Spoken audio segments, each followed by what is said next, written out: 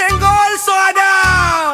Waktu belum ada kuat batanya, tapi sekarang pasar senggol malah sunyi dari jalan Imam Bonjol sampai depan Bin Yusuf.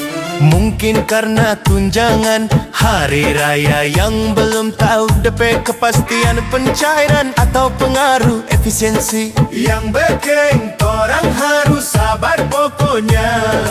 Puasa tahun ini DP cobaan kesabaran.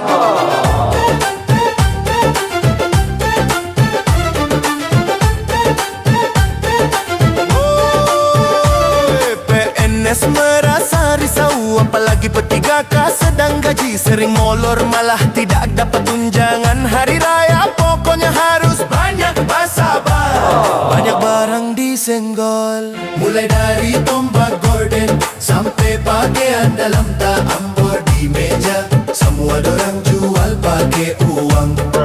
Keset kaki deng taplak meja kurang mau pilih dari harga 20.000 sampai 40.000. Ada perhiasan titanium mangkilat supaya orangnya mau pandang NTP warna sama dengan emas. Harga murah bekeng na harga diri.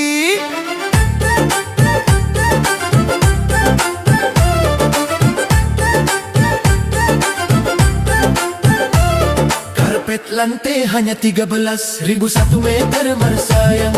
Hanya bisa jadi penonton karena belum ada uang. Mudah-mudahan bulan puasa diperpanjang karena belum siap mau bahari raya.